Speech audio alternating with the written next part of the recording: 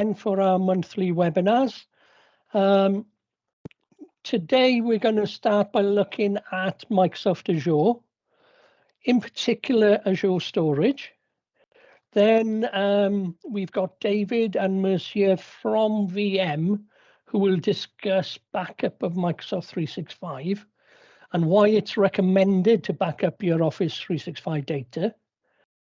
We will answer questions at the end, but feel free to drop any questions in the chat window as we go on. Okay, let's get started. So most of you have heard of Azure and maybe used it, but what exactly is it? Well, put simply, hold on a second. Is everybody hearing me okay? I can hear you okay. Yes, I can hear you. Okay, right. Starting again. Most of you have heard of Azure and maybe used it, but what exactly is it?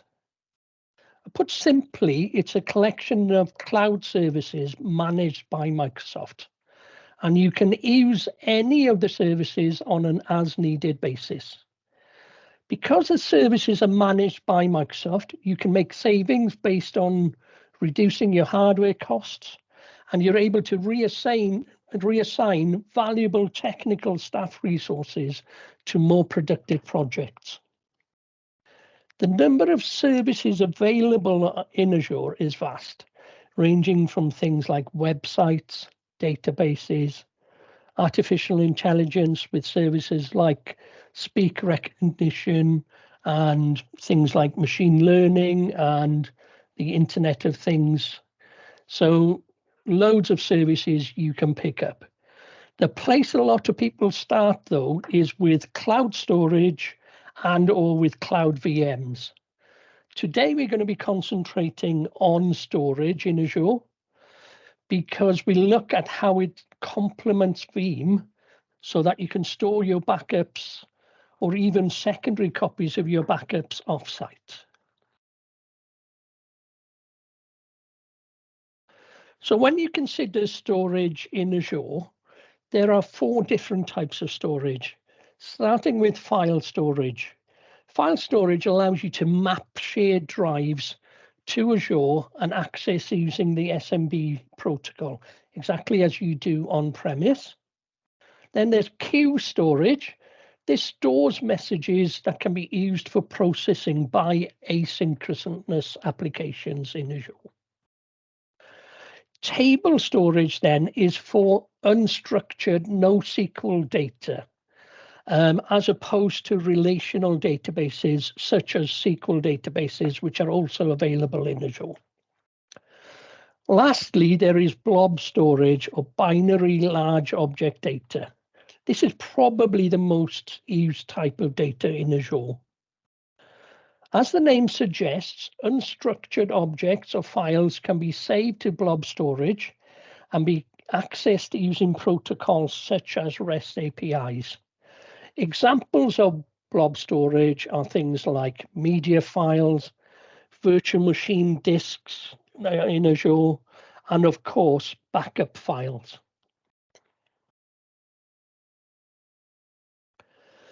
So when you consider storage in Azure, the first question most people have is how much is it going to cost to store backups in Azure? Providing pricing in Azure is not an exact science, unfortunately, because pricing is based on usage and can vary from month to month as you may delete your backup files or as the size of your backups grow. However, you can get a pretty good estimate with Microsoft's Azure pricing calculator, which can be found at the URL on this page, and I'll drop these URLs in as we go on through the presentation. But the pricing calculator, you click on the link, and then you go to and select Azure Storage, and then you're presented with this form. And in this form, you present your preferences as you want. So first of all, you'd select what data center you want to store your data in, such as UK South, which is near Reading. Then for this case, you'd select block blob storage, which is what you'd store your data in. The next important selection is what access tier you want to use. Now, the access tier is hot, cool, or archive, and this represents how fast your data storage technology is in Azure, and again, conversely, how expensive it is. The last selection is the redundancy, which is the number of copies of your data that Microsoft make. Most people are happy with LRS, which is local redundancy, where the replicas are kept within the data center, but you do have options to share it between data center and between geographic regions as well. Then you enter the amount of data you want, and this gives you an estimate of how much is this storage going to cost you. What you would do then is you'd have a play with these settings to find out what meets your technical requirements and what meets your budget. And once you've got that, that gives you a good estimate of what it's going to cost you in Azure. The one thing people tend to think of when they look at Azure is that it's a cost. However, what they don't consider is that you make considerable savings in Azure as well, as I mentioned before, based on your hardware costs and your staffing costs, because it's now managed by Microsoft. So there's also a resource from Microsoft, which is the total cost of ownership calculator, which is the second link there. And that gives you a fuller picture of what the costs are and the savings you are making.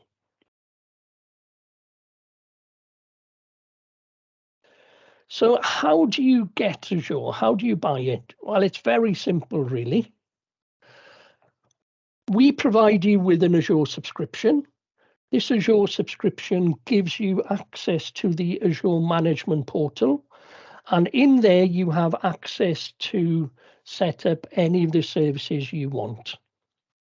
Any service you start up, you will get invoiced monthly in arrears for anything you use.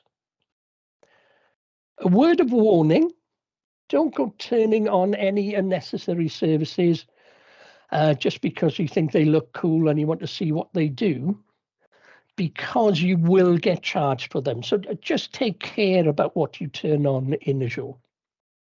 Obviously, you can turn those services off afterwards, but just something to be careful about.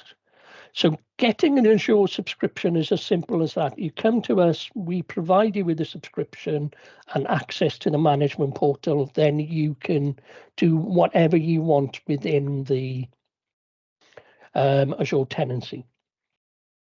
One final thing to note, not all Azure services are included within the Azure subscription. Some services such as Azure AD, which I'm sure you all are aware of and use, and Azure Information Protection, they are user plans, so they're purchased separately, or they're purchased as part of M365, which you get with your EES agreements. So that's it from me. It's my pleasure now to introduce you to David Ted and Mircea Dragomir from Veeam, who will discuss backing up Office 365. Over to you, David. Thank you. Can you hear me okay? Yes, yeah, Good. yeah, And can you see me? Is the camera yes. on? Yes, Yes. Good. Great. Right. So let me share my screen. Give me 1 second. Can you see that okay? Yeah, that's all good. Yes. Brilliant. So let me just introduce myself. So my name's David Ted. I'm the operations manager at Veeam for the UK and Ireland. So today I just wanted to talk to you about backup for Microsoft 365, the reasons why, and what Microsoft does provide and what it doesn't provide, and where Veeam can actually support you. And then we'll go into a bit of details about the product from Veeam that can help support you. So a lot of you may know already, Teams is now the biggest, one of the biggest applications actually used out there since we've had the pandemic. It's just growing and growing and growing, and nearly all organisations now use it with 258 million users. It's a massive product, but not everybody realises what's protected and what's not protected with regards to files and things that they share and messages and stuff like that. So out of all the organisations that Veeam's surveyed, we did a survey. We found that 55% of businesses are left unprotected. They're not protecting their Microsoft 365 data, and that's a problem when it comes to certain things that could happen or disasters that could happen. We did the survey a year previously, and that was actually 73% of organisations. So there's a lot of organisations have cottoned on now that they need to protect their Microsoft workloads, and that figure's moving forward. But so the reasons why you need to protect Microsoft 365, and it's similar reasons that why you need to protect your workloads as well.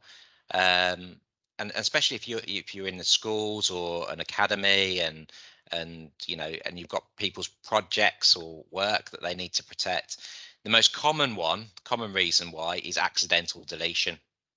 People accidental delete something. Oh, I've done it, and you go back. The average to find in an organization, average time it takes to actually find you might have actually deleted something can be 3 to 4 months, that you're looking for something that's been accidentally deleted, and that can be too late.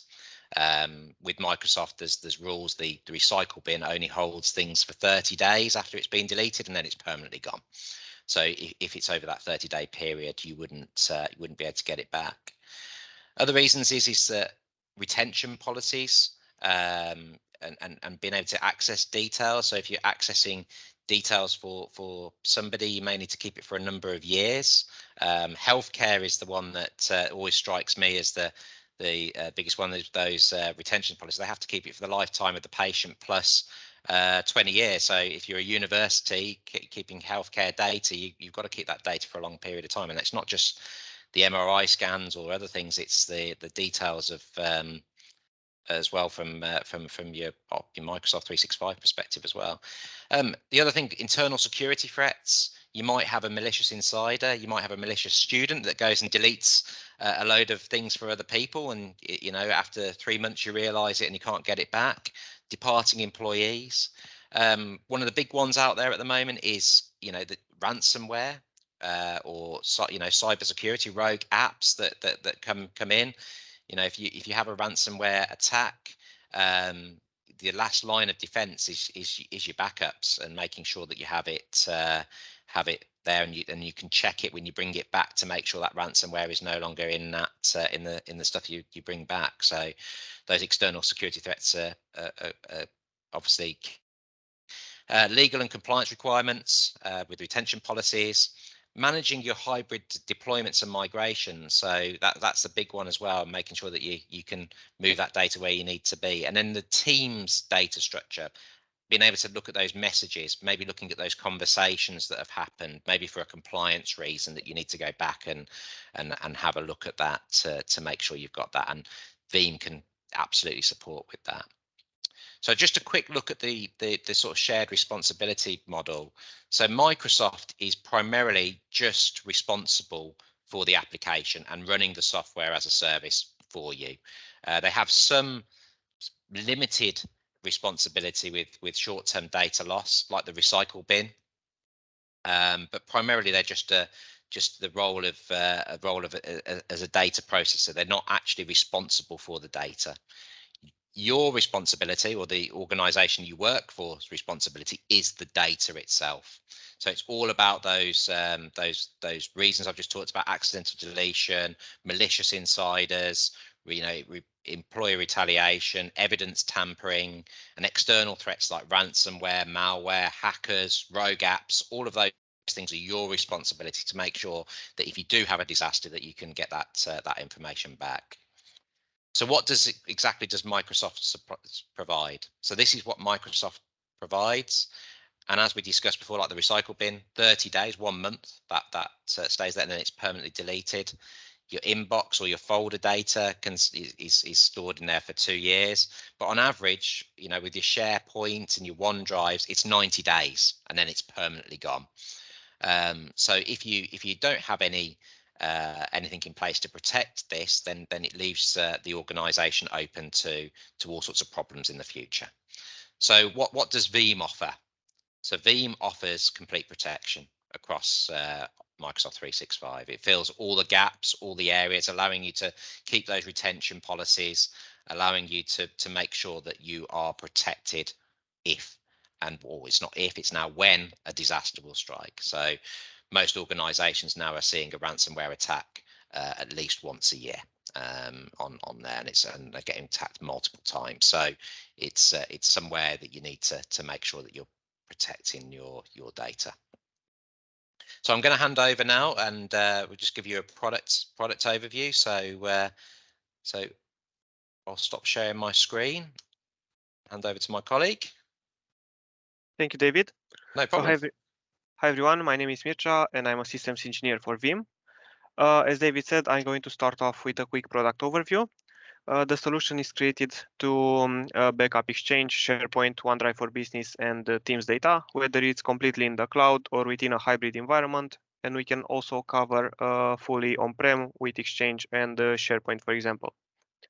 We have over 40 ways to recover the data, and you'll see that we have individual explorers for each service. So you can restore, if you want, only a specific SharePoint library, list individual file. You can also explore older file versions, or you can also do a quick find search. So you can either base your search or your filtering on a specific word, or add specific parameters like the date when you received an email, or who the sender was, or so on. Now for the core components, so if you are familiar with Veeam Backup and Replication, for example, these are the core components of our solution. We have the Veeam Backup server, which can be there only for management traffic, so taking care of your backup job scheduling, for example, having your organization, Microsoft organization added to it, and this is it. And then we can have Veeam Backup Proxy, which can be deployed on a different machine. This is actually the workhorse of our solution. This is the component that will download all of the data, compress it, and ship it over to your repository. And then the repository, it's the solution where the place where you'd store the data. So it can be Azure Blob, S3 Blob, or any on-prem storage that you might have. Now, taking a quick look at the architecture, we can see on the screen what it looks like. We can place VBO in GCP, AWS, third-party data center, in a VM, or on a physical machine. So we're agnostic from this standpoint. It just needs to live within a Windows operating system. And of course, as I said, it can live locally on your network or on certain cloud providers. We are able to back up all of the data regardless of where you place it and send it to any location, as we are also storage agnostic. So as you can see, as I said, you can opt to place it in any S3 compatible solution, Azure Blob, S3, IBM Cloud, or so on, or on-prem like an SMB share or so on. If you have to scale the environment, you can also deploy multiple proxies. If you are talking about a virtual environment, you can just scale it up, of course, or scale it out, adding another proxy in parallel. And then we'll just load balance our backup jobs based on your configuration. Regardless of where you store the data, as you can see, you'll also have the option to send it as a new object through an SMTP address that you would configure. You can save it or export it locally as PST or as MSG files, or you can also add self-service restore operators. So if you have like a help desk admin or tier 1 admin that should be able to only do restores, so he won't have access to your Windows OS maybe that is hosting the solution, you can just grant this type of access. Or you can also enable your end users to do their own restores instead of creating IT tickets. So you'll also have this option. And of course, an end user will only have access to its already backed up items. So this is the only type of access that he'll have. He won't be able to create, for example, new backup jobs. This is the web-based UI. They'd just end up on the screen, type in their Microsoft credentials, then they will be redirected to Microsoft actually, where they will authenticate, and then they will be redirected to Veeam. It's done through the WSFET protocol, so the SAML equivalent of Microsoft. So they won't have Veeam credentials in this use case. And once they authenticate it, they just have to specify the service, so Exchange, SharePoint, or OneDrive, and start their restore process. I think that's really good, isn't it? Sorry to interrupt you. The self-service portal said at the beginning about that accidental deletion is the biggest thing that happens. Allowing your students or your employees to be able to restore themselves through that self-service portal is a real key point, saving time for the organisation to be able to do that. Yep, so thank you for adding that, David. I've seen a lot of organizations that implemented it. Of course, it reduced the number of IT tickets that were raised, for example. And as I said, the users will only have access to the already backed up data. So they will only be able to restore what was already backed up. They won't be able to do their own backup jobs or so on.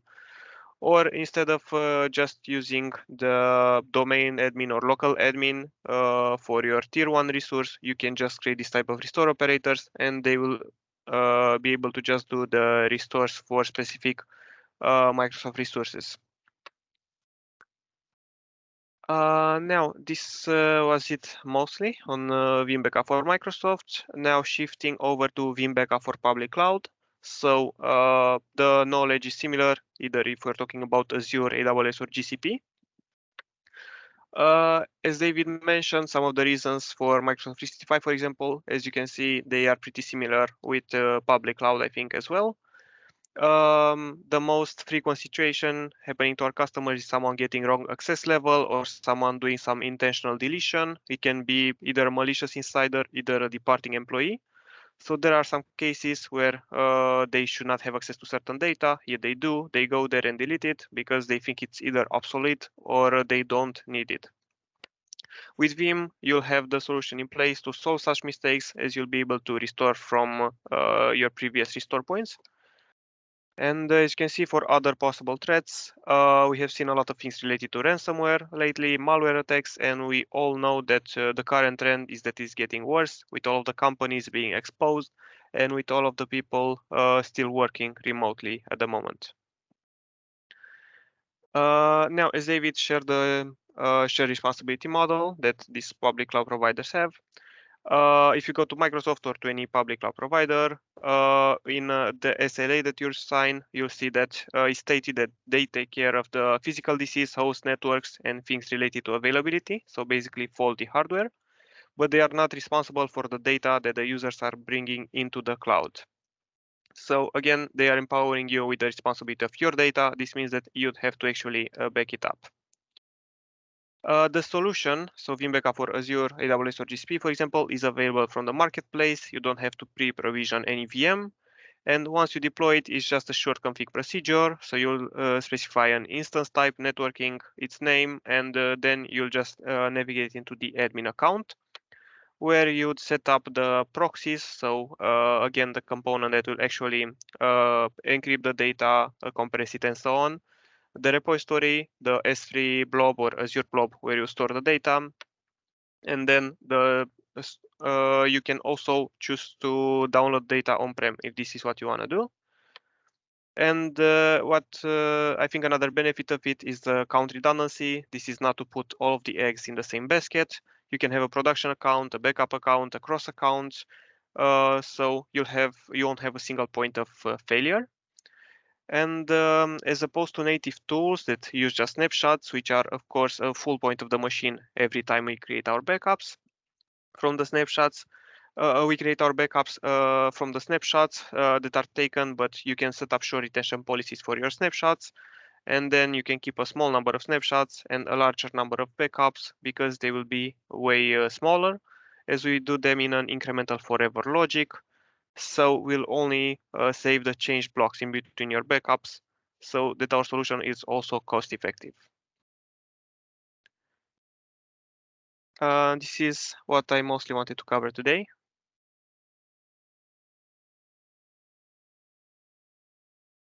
You're muted, David. I was going to say that's it from us. If anyone's got any questions, then please put them in the chat. Great.